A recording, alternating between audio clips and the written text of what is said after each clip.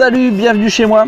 Aujourd'hui, je traite une des nombreuses questions qui m'arrivent par email parce qu'à un moment donné, je préfère faire comme ça. Encore une fois, j'ai déjà dit plein de fois, hein, là, je mets ma casquette comme ça, c'est pas pour cacher mon visage, parce que j'ai le soleil en plein dans les yeux. Pour une fois qu'il y a du soleil, on va pas aller se plaindre. Parce que comment expliquer, j'ai pas le temps de répondre toujours par écrit. Donc voilà, j'essaie d'y répondre en vidéo et ça permet souvent quand il y a des sujets comme ce sujet-là, à mon avis aussi d'enrichir d'autres éléments autour et de comprendre un petit peu différentes choses qui peuvent servir à d'autres. Alors j'ai un message de qui me répond. Alors je vais synthétiser parce que je sais pas si il y a une bonne tartine, donc je vais faire juste un petit condensé. Et ce qui est important, c'est différents éléments. Premièrement, tu m'expliques que tu as 19 ans, que tu es encore à l'université et que tu voudrais être indépendant et le plus possible autonome. Enfin, en tout cas, le plus possible indépendant et autonome. Et que ton objectif serait d'aller dans un village pas très loin d'où tu es, mais suffisamment reculé pour pouvoir y produire tes fruits et tes légumes et être indépendant au niveau d'électricité et au niveau de ton eau. Tu me demandes si c'est possible, est-ce qu'on peut arriver à être autonome au niveau de ses fruits et légumes. Est-ce que c'est possible aussi d'avoir son lait et son fromage? Ça, je vais y venir très rapidement. Puis la suite, je dirai après. Alors, rien que sur ces points-là, l'autonomie alimentaire, je te renvoie à une vidéo que j'ai déjà fait sur ce sujet, qui s'appelle, l'autonomie alimentaire, en fait, tout bêtement. Je l'ai appelé comme ça, où je traite de ce sujet-là, et sache que je vais le retraiter encore dans quelques temps. Donc là, je ne vais pas m'attarder sur cet élément, parce que j'en ai déjà parlé, mais juste pour synthétiser et faire un résumé extrêmement court, oui, c'est possible, à partir du moment où on a les compétences, encore une fois, requises, pour pouvoir assumer son autonomie, parce que, là je le redis à nouveau, même si j'ai vu dans certains commentaires que ça tiquait, on avait un peu de mal à accepter ça, mais c'est vrai, il faut se former pour, sinon on galère quoi, on n'y arrive pas. L'autonomie alimentaire est réalisable à partir du moment où on est formé sur des techniques, là en l'occurrence parce qu'autonomie alimentaire dit grosse production de fruits et légumes. On n'est pas bien entendu en train de se dire comment on produit 4 laitues et puis 6 radis. On est dans des proportions quand même beaucoup plus hautes, bien entendu.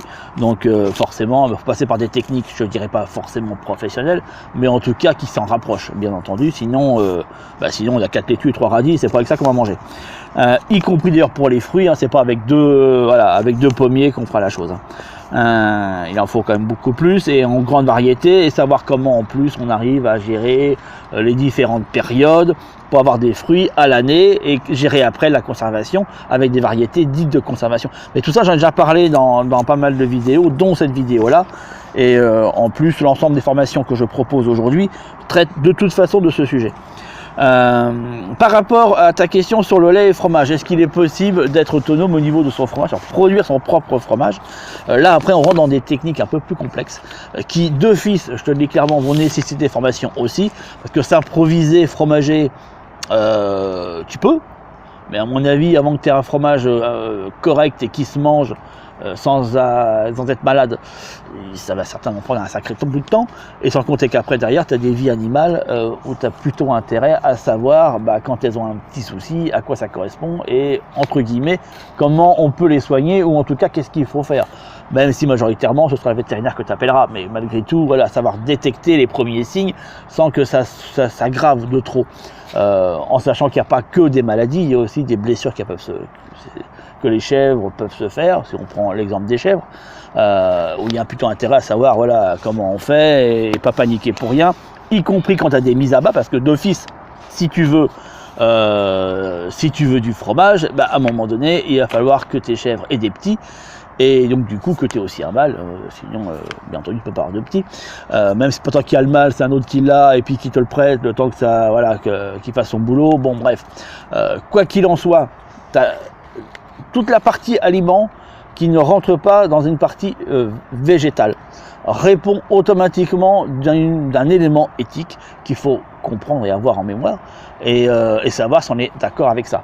Sache que si tu veux avoir du fromage en quantité, il va falloir derrière que tu ne permettes pas au petit chevreau d'aller téter sa mère. C'est logique, si il tète sa mère, il n'y a plus de lait, donc du coup il n'y a pas de fromage. Donc il faut être déjà, avant tout, d'accord avec ça. Est-ce qu'on est d'accord pour que le chevreau n'ait pas le lait de sa mère, voire même, j'ai envie de te dire, soit après, donc s'il n'a pas de lait, il va mourir de faim, bien entendu, et entre guillemets, j'ai envie de te dire, soit tu en donnes une partie, et du coup tu n'as pas beaucoup de fromage, soit tu en donnes pas du tout, et le concurrent, soit tu donnes un lait, c'est un lait pas artificiel, mais prévu pour, tu vois, je te laisse passer l'intérêt là-dedans, tu vois, ou alors il va à l'abattoir et puis c'est tout, tu vois, un petit peu. Mais il faut être d'accord avec ça. Je suis pas en train de dire que je suis pour ou contre le fait de faire du fromage. Je donne juste l'élément tel qu'il est. Beaucoup ne savent pas que, voilà, pour faire du fromage, il faut à un moment donné qu'il y ait un petit. Sinon, il n'y a pas de fromage. Il n'y a pas de lait, c'est logique. Mais bon, il y en a beaucoup qui ne le savent pas, donc je vais quand même le expliquer. Donc du coup, il faut être d'accord avec ça, tu comprends? Il faut être d'accord avec le fait de dire, soit de séparer du chevreau ou de le complémenter avec du lait artificiel. Donc voilà, il faut être d'accord avec ça. Et puis après, derrière, faut se former pour faire du fromage et il faut se former pour l'élevage parce que forcément, c'est encore une fois, c'est pas avec une chèvre que tu pourras avoir du fromage à l'année. Il t'en falloir quand même un tout petit peu plus. Si tu veux pas user cette pauvre bête à mettre bas tous les 4 matins. Donc c'est loin d'être simple, hein. Toute la partie qui n'est pas végétale, donc là on rentre dans la partie animale, le lait rentre dans la partie animale, comme le miel d'ailleurs rentre aussi dans la partie animale. C'est jamais très simple, ça engage beaucoup de responsabilités dans lesquelles il faut être clair. C'est comme se dire, je continue à manger de la viande et je vais élever des poules pour pouvoir les manger. C'est pareil, à un moment donné, il faut que tu les abats, que tu les déplumes, que tu les vides, tu comprends. Ça, faut être conscient de ça au départ et être en accord ou pas. Après, je laisse chacun libre le choix dans ce ou pas. Ensuite, tu me dis alors tu me dis que tu fais de la musique, que tu es musicien et que l'électricité pour toi est importante, ce qui est logique, et que tu sais pas trop comment tu pourras gérer une indépendance électrique par rapport à la musique. Alors ça c'est la partie la plus complexe, je te cache pas que si tu veux avoir une certaine puissance par jour, et c'est surtout l'hiver où c'est bien complexe, parce que l'hiver tu te doutes bien que tu as nettement moins de lumière et donc du coup nettement moins de production, donc ça nécessite à doubler voire des fois tripler le nombre de panneaux nécessaires pour avoir la même quantité en été, tu vois un petit peu l'idée, et ça revient vite très très très cher. Après je suis moi-même musicien et alors c'est vrai que maintenant j'utilise beaucoup d'instruments acoustiques et ça empêche, j'ai toujours ma guitare électrique, j'ai toujours ma basse électrique, tu vois, j'ai toujours mes petits effets, c'est les effets Boss là, BO2S là, avec les delay, flanger, tout le bazar là, bon, mais elle marche à pile. Ensuite, tu as des amplis qui marchent sur batterie, voire sur pile aussi, tu vois. T'es pas forcément obligé en tant que musicien d'avoir une grosse puissance électrique, sauf quand tu rentres dans des principes où tu cherches à enregistrer, quoique maintenant avec un MacBook tu sais enregistrer avec des plugs d'entrée, tu rentres ta guitare dans le MacBook et puis tu peux l'enregistrer cash, faire des prises, et le MacBook ça consomme peu, j'ai envie de te dire, là où il y a quelques années ça nécessitait beaucoup de consommation électrique, la musique aujourd'hui, tu as des amplis qui consomment quasi rien et qui peuvent très bien marcher sur batterie. Alors après tu vas me dire, ouais mais ta batterie, il faut bien que tu la recharges à un moment donné. Que tu la recharges, mais si ça te met 2-3 jours à être rechargé, c'est peut-être pas dramatique. Puis tu sais, moi la guitare électrique, pendant longtemps j'en jouais sans même être branché, hein. Juste comme ça, les cordes à vide. Je pense pas que ce soit un souci, pour moi c'est pas un souci, c'est une adaptation. Mais c'est pas un problème, c'est une adaptation, c'est à toi d'adapter tes pratiques par rapport à tes pratiques amplifiées. Mais pour moi, c'est pas forcément impossible. Tu me parles après de la question sur l'eau, donc on va vraiment toute la partie autonomie, hein. Tu as regardé mes vidéos sur ma présentation des filtres Berkey, et tu demandes si est-ce que c'est possible de ne pas avoir d'abonnement, de ne pas avoir de compteur en définitif. Est-ce que c'est possible? Bah oui, c'est possible. Moi, mon compteur, il est toujours là, il est toujours, enfin, comment te dire, il est toujours présent. Mais je paye pas l'abonnement. Il a été, tu vois, je l'ai annulé. Je l'ai annulé tout simplement. Alors, je te dis tout simplement, c'est un grand mot parce que clairement, ça m'a pris 2 ans. Donc, c'est pas si simple que ça. Avec des lettres de relance, hein, tu te doutes bien, des accusés de réception et tout le merdier, pour arriver à faire entendre, je sais plus comment s'appelle la compagnie des eaux, je crois que c'est Eolia, un truc comme ça, je sais même plus comment il s'appelle, pour dire à quel point j'en ai rien à foutre, tu vois, bon. Et eux insistaient sur le fait, mais pourquoi? Et moi je disais parce que, et ils demandaient mais pourquoi? Je répondais bah parce que, voilà, et tu vois, ça a duré comme ça. Mais à un moment donné, ça a été fermé, tu vois, voilà. L'abonnement a été fermé, tant plus que je consommais pas, je n'utilisais pas l'eau, donc il n'y avait pas de, si tu veux, il n'y avait pas de mètre cube qui s'additionnait. Donc il y avait juste un abonnement qui s'additionnait, et à un moment donné, bah, ils sont venus le fermer, voilà, physiquement, et arrêter l'abonnement. En tout cas, tu peux le faire, il n'y a pas d'interdiction pour ça. C'est juste que, comprends bien qu'on va essayer de tout faire pour t'en dissuader, voilà, c'est surtout ça. En te faisant comprendre, derrière, alors, je sais parce que, tu vois, rien que des petites choses comme ça, je prends encore en faire une demi-heure. Quand on me dit, ouais, mais du coup, t'as pas le droit de rejeter les eaux de pluie, enfin, les eaux que tu as usées dans le système public, parce que du coup, c'est de l'eau polluée, je sais pas quoi. Enfin, clairement, si tu veux être tranquille, à partir du moment où tu rends, entre guillemets, ton compteur à eau, installe une phytoépuration et sois autonome au niveau de tes rejets en eau. Comme ça, t'évites les, tu vois, ce qui suit derrière, les petites tracasseries. On va venir te chercher des poux, des machins, en te disant que bah, vu que tu prends pas l'eau, tu peux pas l'acheter. Enfin bon, voilà, tu vois un petit peu. Donc, puis c'est logique pour moi. Tu as la chaîne, tu la prends d'un bout et tu vas jusqu'au bout. Voilà. L'eau, tu te la récupères d'une manière ou d'une autre, puis la pluie qui tombe du ciel ou un puits qui a été creusé. Et puis après, bah, quand elle rejette, bah, c'est pareil, hein, tu as prévu ton assainissement personnel, ton assainissement à toi. Et bien entendu, entre les deux, bah, tu mets un système qui permet de potabiliser l'ensemble, quel qu'il soit. Moi, j'ai pris Berquet, mais tu as d'autres systèmes, hein, tu as l'osmose, tu as aussi les rayons et lampes UV, tu as d'autres systèmes. Hein. Moi, j'ai pris celui-là parce que c'est celui qui me parlait le mieux, mais après, voilà. Alors tu me dis que, imaginons que, alors, toujours par rapport à l'eau, que vous soyez beaucoup à la maison, comment tu fais pour prendre des douches régulièrement, même courtes, est-ce que c'est suffisant? Est-ce qu'il n'y a pas un risque à un moment donné de ne plus avoir d'eau? Bah oui, tu es autonome. Enfin, excuse-moi, mais tu peux pas avoir le beurre, l'argent du beurre, et puis ce qui va, hein, comme on dit, le cul de la crémière, quoi. Enfin, on peut pas tout avoir. Oui, forcément, si tu n'as plus de compteur d'eau, bah, tu vas avoir ce que ta cuve peut contenir. Et selon la cuve que tu auras, bah, tu vas être limité. Et qu'à un moment donné, même si on y allait à fond la caisse avec les douches, les machins, tu vois, la machine à laver, tous les jours qui tournent à plein régime, parce que les gamins ils se dégueulassent comme c'est pas permis, bah forcément, dès que tu rends ton compteur à eau, tu vas peut-être plus pouvoir faire ça. De la même manière, il va falloir peut-être accepter d'être un peu plus dégueulasse. Ou en tout cas d'avoir des fringues un peu plus sales plus souvent. Se dire de ne pas changer forcément ses vêtements tous les jours, mais peut-être une fois par semaine. Enfin, oui, ça, pour certains, ça peut paraître complètement impossible. Ah non, moi, si je mets pas mes vêtements à laver tous les jours, je me sens mal. Bon, il y en a pour qui c'est pas possible. Il y en a pour qui c'est possible. Et sache qu'à partir du moment où tu deviens indépendant de quelque chose, forcément derrière aussi des conséquences. Enfin, on peut pas tout avoir, ce qui est normal. Après, c'est des choix. Est-ce que tu te dis, je préfère prendre des douches tous les jours et tant pis si je paye un abonnement et que ça me coûte 500 €, machin et compagnie? Ou est-ce que je ne veux plus quand ça me coûte 2 sous et puis avoir de facture et tant pis si je prends pas une douche tous les jours? Après, c'est encore une fois des choix, on ne peut pas tout avoir.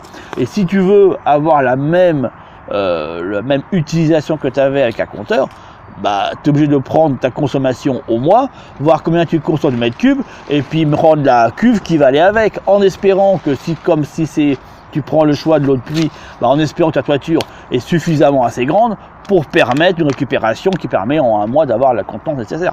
Enfin, tu vas vite te rendre compte que ça devient soit trop cher, parce que l'investissement va être énorme pour avoir la même quantité, soit totalement impossible parce que le puits que tu as creusé, le débit n'est pas suffisant, ou l'eau que tu récupères, tu n'as pas assez de toiture, et je peux te faire la même danse au niveau de l'électricité. Hein. Voilà, quand tu commences à te dire il me faut 3 kW par jour, c'est ce que je consomme, tu regardes tu fais un devis en panneaux solaires et puis batterie, tu vois, qui vont avec, puis quand tu vois la douloureuse, tu te dis ouais bon bah je vais garder le compteur, ça me coûte moins cher.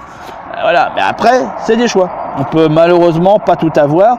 Être en automotricité de manière raisonnable au niveau de l'installation nécessite forcément des compromis et des outils que l'on ne va plus utiliser, voire éliminer, voire nettement moins utiliser. Je n'ai pas de micro-ondes, il y a plein de choses comme ça que je n'ai pas. J'ai pas de cafetière électrique, enfin il y a plein de choses que je n'ai pas. J'ai pas de téléviseur, j'ai pas de magnétoscope, j'ai pas, enfin encore que c'est vu magnétoscope, j'ai pas de DVD, j'ai pas de Blu-ray, j'ai pas le 5 points, tu vois, j'ai pas le PlayStation, tu vois, il y a plein de choses que je n'ai pas parce que je n'ai pas la puissance électrique pour pouvoir fournir derrière. Tu comprends? Après c'est des choix, ça me dérange pas de ne pas avoir ça. Par contre, ce qui me dérangerait, moi, c'est payer les factures. Et pour finir, tu me demandes quels sont mes conseils pour acquérir une maison.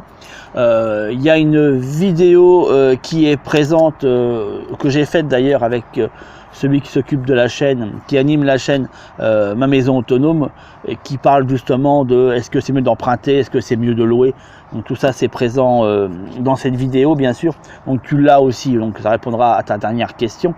En tout cas, ce qui est bien là-dedans, et je vais finir là-dessus, je suis quasiment à 20 minutes de vidéo, donc je vais finir là-dessus. Ce qui est bien, c'est de voir que tu es jeune et que tu te poses, à mon sens, déjà les bonnes questions. C'est te dire comment je vais faire pour regagner et reprendre mon autonomie et mon indépendance. Et ça, je trouve que c'est bien. Alors ouais, tu te poses plein de questions, où tu as plein de doutes, où tu as plein d'éléments sur lesquels tu te dis qu'est-ce que je fais pas. Et tu sais, on passe sa vie à avoir des doutes et des questionnements. On passe sa vie à se demander, tiens, le soleil il est barré, magnifique. On passe sa vie à se demander si on fait ce pas là ou pas. Là, tu vas commencer ta vie, tu vas te dire, voilà, j'aimerais avoir ma petite maison à moi, ou mon petit appartement, qu'est-ce que je fais? Est-ce que je fais comme ont fait mes parents et leurs parents avant eux, et tu vois, et tous ceux qui vivent autour de moi, ou est-ce que je fais différemment en voyant que cette différence-là me correspond mieux ou pas? Ou est-ce que je continue sur une route qui est déjà tracée, dont on connaît déjà la fin? Et si tu veux, à mon sens, c'est tellement plus intéressant, tellement plus amusant, tellement plus passionnant d'essayer d'aller vers là où personne n'est allé, que de choisir un chemin qui est déjà tout tracé. Parce que le chemin qui est déjà tout tracé, tu le connais, tu sais comment il est, tu sais quel goût il a, tu en connais les aboutissants. Et alors ouais, c'est facile parce que on peut même t'aider là-dedans. D'autres l'ont fait, tu comprends. Et donc c'est facile d'aller là-dedans. Mais est-ce que c'est celui qui va te correspondre, sachant que ça a été très facile? Pas forcément. Tu sais, c'est les choses les plus compliquées sont souvent celles qu'on apprécie le plus. Et c'est pas pour rien. C'est tout simplement parce qu'on s'est donné de l'effort. Il a fallu peut-être travailler, peut-être comment t'expliquer. Aussi, ça nécessite aussi un effort physique ou spirituel ou psychologique. Enfin, tu vois ce que je veux dire? Ça nécessite, quoi qu'il en soit, un effort. Et la récompense en est d'autant plus admirable quelque part au moment où tu y arrives que si les choses ont été trop simples, tu comprends, au départ. Donc je pense que quand on a 19 ans, 20 ans, allez, 25, 30, peut-être même 30, allez, j'encourage à 400% de foncer vers des voies inconnues. Après, tu sais, c'est comme tout. Faut pas foncer dans le mur, se dire ouais, c'est génial, tu vois, je vais aller vers quelque chose que je, et parce que voilà, et puis je vais foncer sans regarder qu'est-ce qui se passe. Ça, c'est de l'inconscience. Faut bien faire la différence entre les deux, tu vois, entre le fait d'aller vers l'inconnu et d'y aller de manière volontaire et puissante, et de foncer dans le mur de manière complètement aveugle.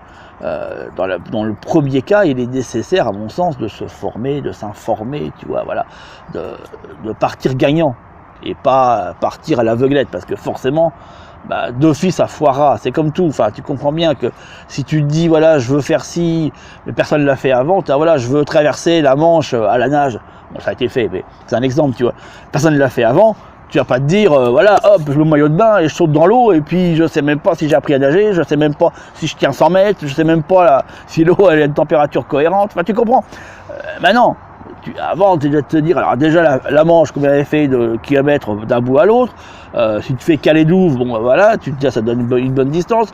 Est-ce que dans une piscine, tu es capable de faire la distance, tu vois, sans les vagues, après tu essaies de voir avec des vagues si ça passe, bah, tu comprends, tu prends des étapes et puis pour arriver à la fin, bah, tu réussis à traverser la Manche à la nage. Mais en aucun cas tu te jettes comme ça dans l'eau, tu vois, en te disant, bon on verra bien, vaille qui vaille, il y a de chances que tu te ramasses la gueule. Ça loupera, à mon avis, pas. Mais voilà, tu vois, il faut faire les choses en bonne conscience et se poser des questions, c'est bon.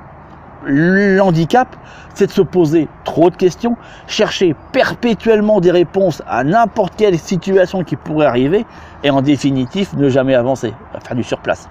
Et ça, c'est le cas de beaucoup de personnes et c'est surtout souvent, tu vois, le cas de personnes, c'est souvent le cas chez les entrepreneurs, enfin en tout cas les futurs entrepreneurs, ceux qui veulent arrêter d'être salariés et aller à leur compte. Et c'est souvent qu'ils sont là, et c'est normal, hein, tu quittes quelque chose qui est assez confortable, où tu sais que tous les mois tu as un salaire, pour aller vers quelque chose où tu sais même pas si tu vas bouffer à la fin du mois, tu vois. Donc forcément, tu as plein de questions qui se posent, et il y a souvent, c'est le cas, qu'on est amené à se renseigner de partout, à faire plein de colloques, à faire plein de réunions, à faire plein de formations pour en définitive jamais passer à l'action. Ça veut dire aller déclarer, tu vois, ton entreprise et puis te lancer pour de bon.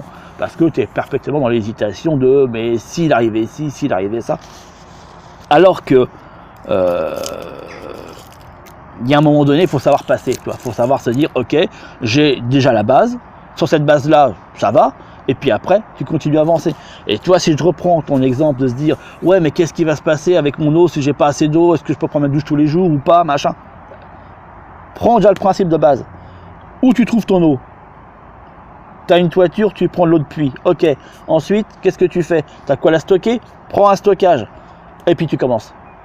Et puis tu vois. Peut-être que le premier mois, tu vas te rendre compte que tu n'as pas assez d'eau. Et ben tu réajustes. Peut-être que tu vas te rendre compte qu'en définitive, ça en a largement assez. Tu comprends un petit peu? Tu iras beaucoup plus vite en passant à l'action qu'en cherchant à résoudre toutes les questions que ta tête peut se poser. Parce que dans ce cas-là, tu auras toujours des questions qui arriveront. Et même quand tu auras fini par résoudre ce qui te semble être l'ensemble des questions possibles, imaginables, et tu en auras encore d'autres qui arriveront dessus. Et donc tu seras toujours dans une attente de trouver l'ultime réponse à l'ultime question qui n'arrive jamais. Donc passe à l'action. Et puis forcément il y aura des loupés. Et ce sera le meilleur apprentissage que tu auras, c'est d'avoir des loupés, parce que c'est comme ça que l'on progresse. Et comme souvent en plus on est mis en situation d'urgence, eh ben, on est encore plus motivé pour pouvoir trouver la solution parce que tu as un enjeu. Alors que si tu as ton compteur à eau et que tu te dis qu'est-ce qui se passe si j'ai pas d'eau, machin, attends, je vais voir avec mon compteur à eau, mais tu seras jamais dans le vrai parce que tu comprends, tu as la sécurité du truc qui fait que tu as une béquille, il faut pas de béquille. Tu te dis je fonce là-dedans, j'enlève. Et puis si ça foire, eh ben, je réajuste. Mais au départ, tu as pris l'information nécessaire. C'est combien de l'eau tu as besoin, en réduisant au maximum ta consommation.